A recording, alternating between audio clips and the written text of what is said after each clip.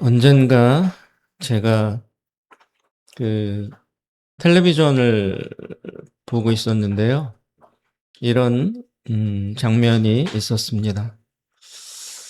그러니까 고향이 북한인 그 이북 출신의 실향민들이 이제 중국 쪽으로 갔다가 배를 타고 압록강을 통해서 이제 북한 땅을 멀리서 바라보며 지나가는 장면이 나오는 것을 본 적이 있습니다. 북한 땅에 직접 갈 수는 없으니까 중국 쪽으로부터 배를 타고 강을 지나가며 최대한 접근해서 자신들의 고향 땅을 이제 보고 싶었던 것입니다. 그런데 참 뜻밖의 일이 일어났습니다. 그 배에는 주로 노인들이 타고 있었는데 이분들이 자신들의 그 고향 땅, 북한 땅이 가까이 보이자 막 우는 거예요.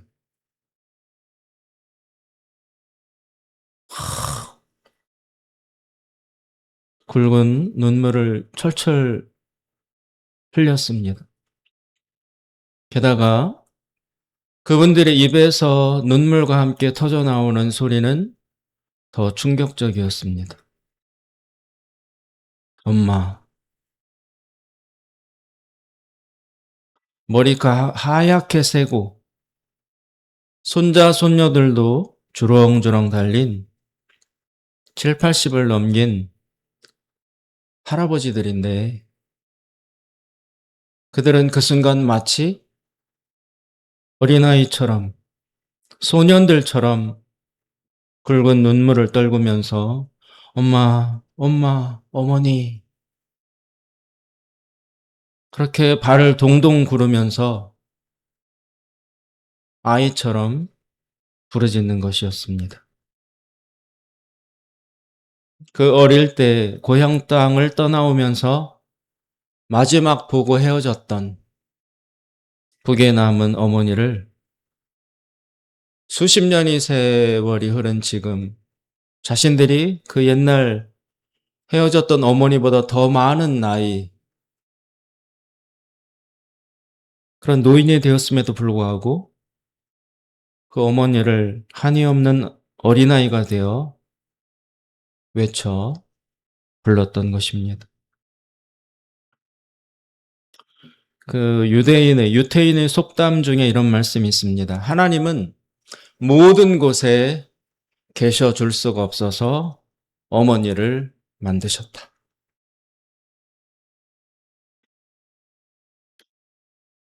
옛날 우리나라가 80년대 그때 이제 많은 분들이 민주화 운동을 했었습니다. 근데 그 민주화 운동을 하다가 이제 붙잡혀서 고문을 당했던 분들이 하는 이야기를 들은 적이 있습니다. 자신들이 막 그 이제 고문을 받는 거예요. 거꾸로 이렇게 매달아 놓고 막 코에다가 물 집어넣고 고춧가루, 고추물 집어넣고 또 욕조에 물 담아놓고 거기다가 머리를 집어넣어서 숨 못 쉬도록 하고 뭐 갖은 전기고문 뭐 여러 가지 다양한 극한의 그런 고문을 당했다는 것입니다. 그런데 그들을 고문하던 뭐 경찰이나 안기부 직원이나 그런 악랄한 그런 사람들이 자기들을 지금 뭐 전기로 뭐 몽둥이로 때리고 발로 차고 고춧가루 집어넣고 막 이런 식의 악랄한 고문을 막 하다가도 집에서 전화가 오면 그 짐승처럼 무자비하게 자신들을 때리고 고문을 했던 그 사람들이 집에서 전화가 오면 그 전화를 받을 때 그렇게 다정할 수가 없다는 거예요. 음? 좀 전에는 마귀 같은 얼굴로 입에 담을 수 없는 욕을 해대면서 잔인하게 물을 코에 붓고 몽둥이로 때리곤 하던 그 악마 같던 사람들이 자기 그 아들이나 딸하고 통화할 때는 그렇게 자상한 아버지로 돌변한다는 것입니다. 밥은 먹어서 뭐 춥지 않아? 학교는 잘 갔다 왔니? 뭐 이런 식으로. 그리고는 저녁에 퇴근할 때 맛있는 거 사갈게 라고 하면서 인자한 목소리로 전화를 끊는다는 것입니다. 그리고는 또 돌아서서 막 고춧가루를 붓고 몽둥이로 때리고 발로 차고 욕하고 또 고문을 한다는 거예요. 그래서 고문을 받고 있던 이 사람은 헷갈렸어. 저 사람이 정령 천사인가 악마인가? 왜 한 사람 속에 양립할 수 없는 저 두 얼굴이 존재하는가? 그러니까 독일 사람인데 미국으로 그 나치의 그 학살을 피해서 미국으로 옮겨가서 거기에서 정치 철학자로 지냈던 한나 아렌트라는 여자 학자가 있습니다. 철학자. 그 사람은 이처럼 이렇게 평범한 사람들이 저지르는 악, 2차 대전 때에 유태인을 막 학살하고 가스실로 넣고 정말 잔인하게 고문하고 또 괴롭혔던 그 사람들이 나중에 잡히고 나서 재판하는 현장에 자기가 가서 봤더니 그 악랄하던 그 학살의 책임자와 주동자들이 보니까 너무 평범하게 생겼더라는 거예요. 자기는 막 진짜 뿔 달린 악마, 괴물 생긴 것 자체가 그런 일을 저지르기에 합당한 사람들로 생겼을 것이다라고 생각하고 가서 그 법정에 가서 봤더니 어디에서나 마주칠 수 있는 아주 평범한 자기 딸에게 너무 따뜻하고 사랑스럽고 자기 가족을 아끼고 주말에 가족들과 여행을 가고 부모님을 찾아뵙고 성실한 이웃이고 그런 어디에서나 볼 수 있는 아주 평범한 사람들이 그런 엄청난 끔찍한 죄악을 저지르고 있었다라는 것을 보고 충격을 받았어요. 한나 아렌트라는 여자 학자가. 이 사람은 유대인이거든요. 자기 가족은 다 죽고 자기는 피해서 미국으로 도망가서 살아남았는데 나중에 그 범인들이 전범들이 잡혀서 재판받는 현장에 가봤더니 너무 평범하더라. 너무. 그래서 이 한나 아렌트가 지어낸 유명한 뭐 철학 용어라고 해야 될까요? 정치 용어라고 해야 될 그런 게 있습니다. 한나 아렌트는 악의 평범성이라는 말을 개념을 이야기했어요. 악은 평범하게 생겼다. 특별하게 악독하고 괴물처럼 보이고 이런 사람들이 짓는 것이 아니다.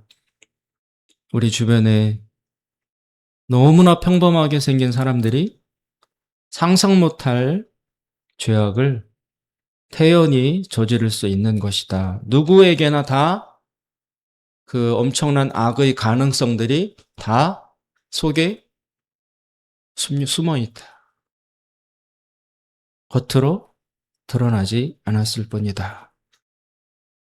그런 통찰을 이야기했습니다. 하나님은 우리 인간의 속성을 다 아십니다. 우리의 본성과 마음과 본능과 생각을 다 아십니다.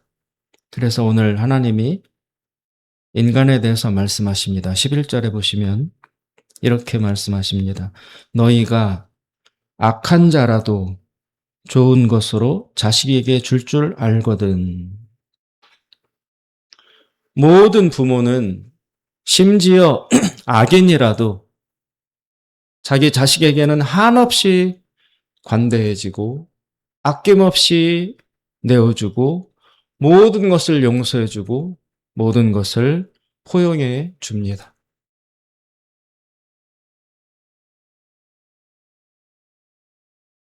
하나님은 이런 자기 자녀를 사랑하는, 자녀에게 절대적으로 관대한, 바로 이런 인간의 속성이 인간관계의 본질과 원칙이 되어야 한다라고 오늘 말씀하십니다. 12절에 보시면 이렇게 이야기하시죠. 그러므로 무엇이든지 남에게 대접을 받고자 하는 대로 너희도 남을 대접하라. 이것이 율법이요 선지자니라. 즉 다시 말하면 모든 사람은 이처럼 부모가 베풀어 주는 것과 같은 그런 사랑을 원하고 있다는 것입니다.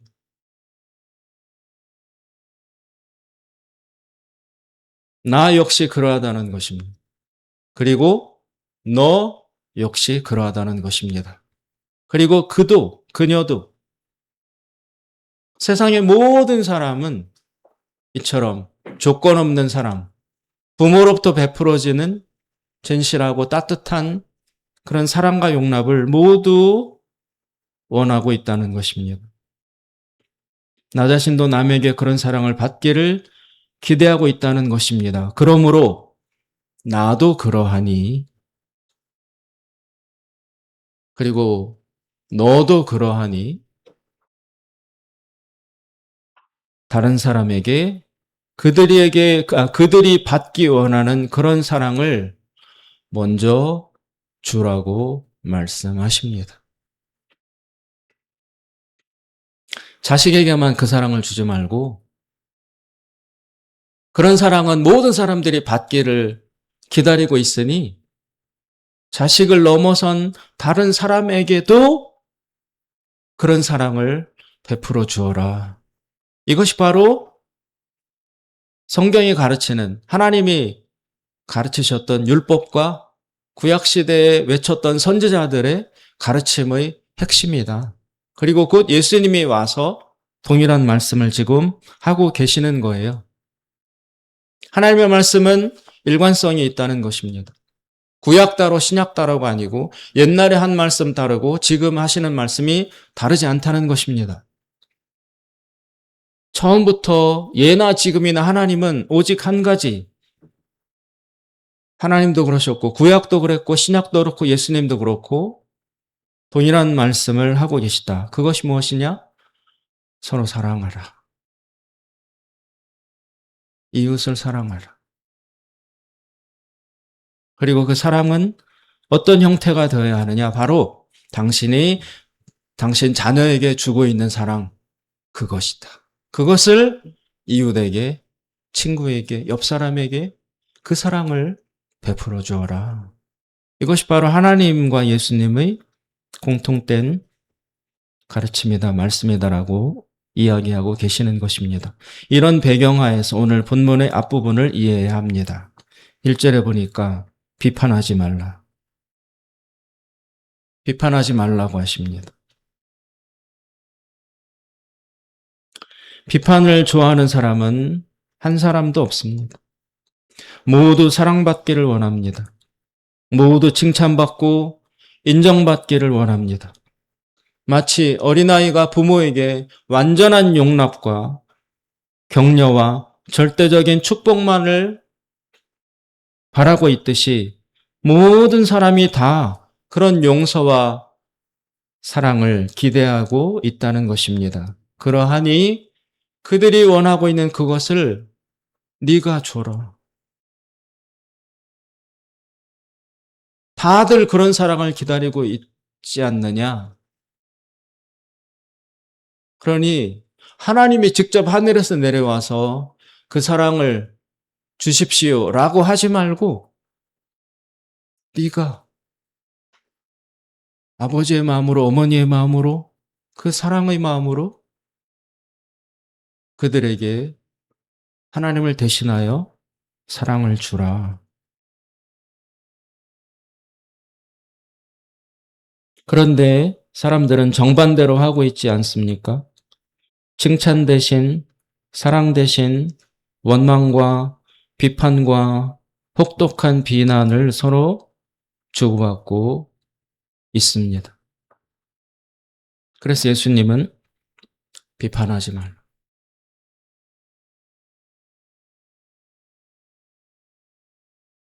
너희 눈에는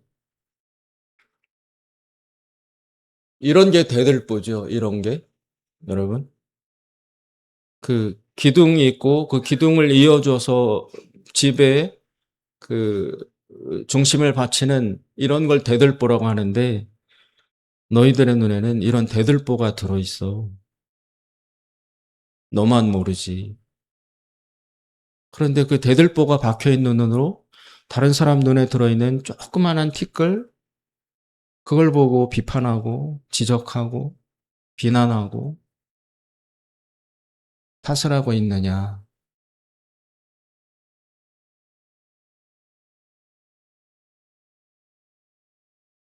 비판을 삼가라고 예수님은 말씀하고 계십니다. 예전에 우리가 학교 다닐 때 국어 시간에 시를 배운 적이 있는데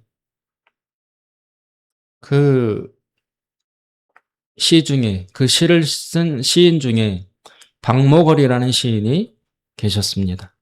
박목월.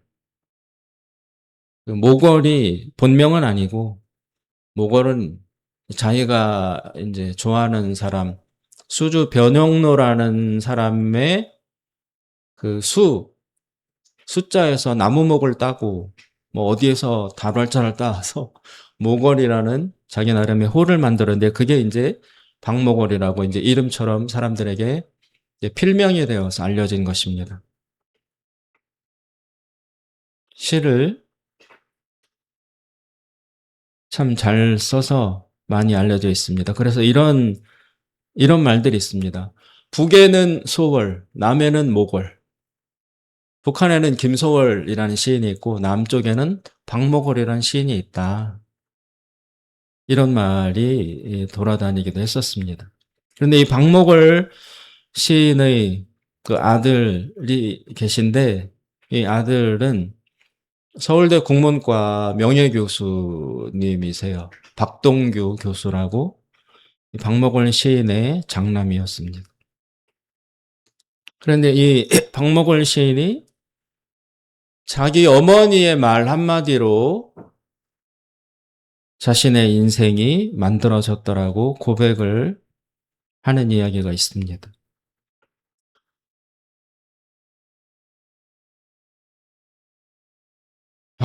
박동규 교수가 이렇게 말합니다. 평생 잊지 못할 가슴 아픈 기억을 꺼내야겠네요.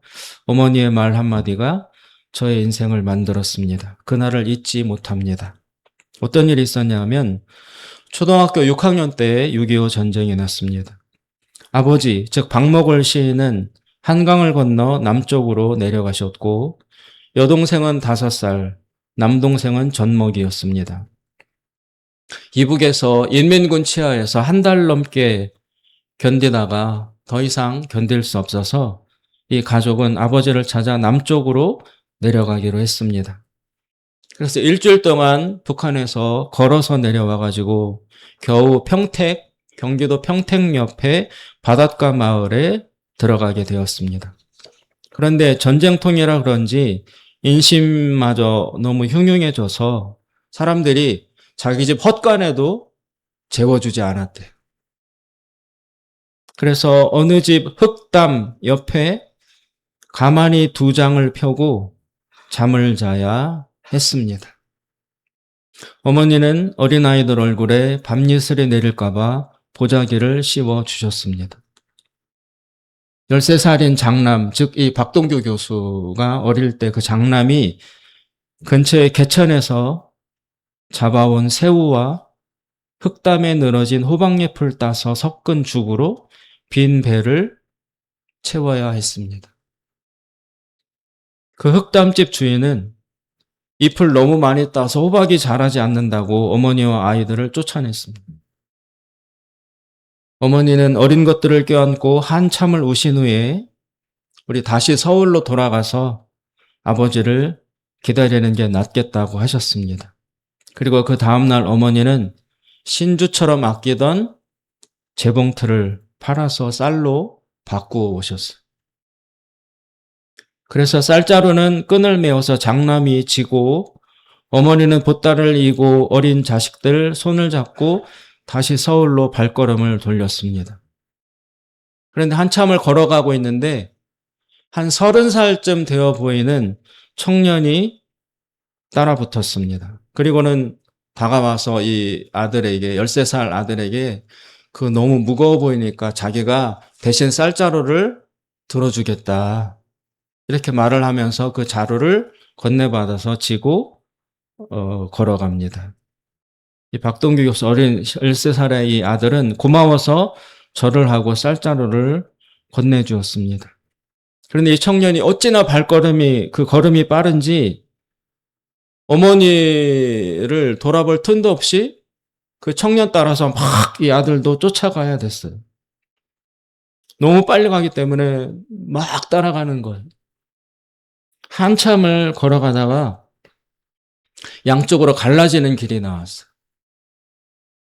그런데 그 청년이 한쪽 길로 접어들어 가는 거예요. 그래서 이 아들이 그 쌀자루 쫓아가다가는 어머니는 한참 뒤에 따라오고 있는데 여기 갈림길에 도착해서 아들이 어디로 갔는지 모를까봐 이 쌀자루 쫓아가다가는 어머니와 헤어질까봐 그 청년을 쫓아서 붙들고 쌀자루 돌려달라. 이제는 내가 지고 가겠다. 그랬더니 그 청년은 그냥 따라와. 한마디만 내뱉고 더 빨리 걸어갔습니다. 그 아들은 갈라지는 길목에서 어떻게 해야 될지 몰라서 망설였습니다. 계속 쌀자루를 쫓아 저 청년을 따라가면 어머니를 잃을 것 같고 여기서 또 엄마를 기다리면 쌀자루를 잃어버릴 것 같고 그래서 어떻게 해야 되나 막 망설이다가 큰 소리로 그 아저씨를 불렀습니다. 그런데 그 청년은 뒤도 돌아보지 않고 이제 막 뛰어가는 거예요. 근데 이 아들은 쌀자루를 쫓아가면 어머니를 잃을까봐 그 청년을 쫓아가지 못하고 주저앉아서 울었습니다. 1시간이 지나서야 동생을 업고 오느라 걸음이 느려졌던 어머니는 1시간이나 지나서야 그 교차로에 나타나셨습니다. 그리고는 맨몸으로 울고 앉아있는 이 아들을 보시더니 떨리는 목소리로 쌀자루는 하고 물어보시는 거예요. 이 아들이 울먹이면서 이러저러해서 그 청년 쫓아갔다가는 엄마를 잃어버릴 것 같고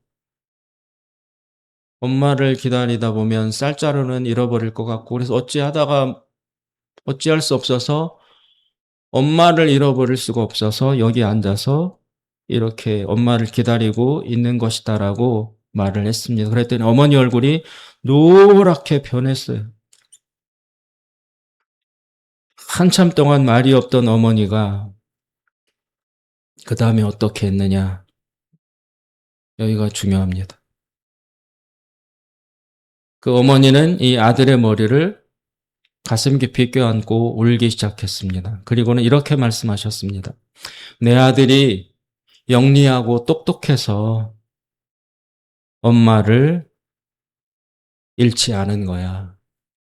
참 다행이다. 고맙다, 내 아들아. 그날 밤에 어머니는 새끼손가락만한 고구마 몇 개를 얻어오셔서 장남 입에 넣어주시고는 내 아들이 영리하고 똑똑해서 우리가 헤어지지 않았어 라면서 머리를 쓰다무시면서 우셨습니다. 전 재산인 쌀을 잃고 막막했을 어머니는 사람을 믿었던 어린아들이 받았을 상처를 어루만지는 데 오히려 마음을 깊이 쏟으셨습니다. 죄책감에 빠져서 한없이 울고 있는 아들을 똑똑한 아이로 치켜세우면서 오히려 효자라고 칭찬을 해주셨습니다. 13살의 철없는 나이였지만 이 아들은 어머니의 깊은 사랑은 읽을 수 있었습니다. 그날부터 이 아들의 소원은 진짜 영리하고 똑똑한 아들이 되는 것이었습니다. 그래서 공부에 게을러질 때마다 그날 그 길에서 이 아들의 잘못을 야단치지 않고 밤새 머리를 쓰다듬어 주시던 어머니의 손길, 그 어머니의 체온을 떠올렸습니다. 내 아들이 영리하고 똑똑해서 우리가 헤어지지 않았어.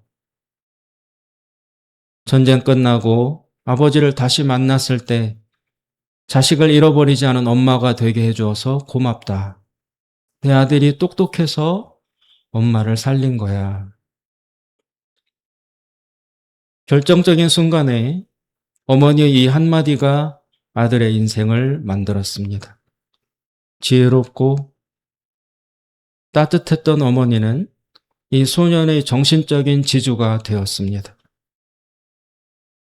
그때 잘못을 했지만 미리 받았던 그 엄청난 과분한 절대적인 칭찬 덕분에 이 아들은 바르게 자랄 수 있었고 어머니의 바람대로 이 아들은 국문학자가 될 수 있었던 것입니다. 사랑하는 여러분, 사람들은 똑똑한 사람 곁에 모이지 않습니다.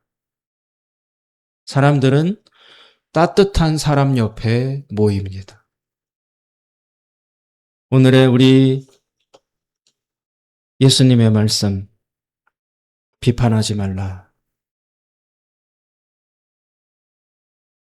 그리고 아버지의 마음으로 어머니의 사랑으로 그들이 갈급해하고 있는 그 사랑을 네가 주어라. 이것이 하늘 아버지께서 가르쳐 주시는 신구약을 통틀은 하나님의 말씀이고 하나님의 부탁이다. 이처럼 다른 사람들을 자식 대하듯이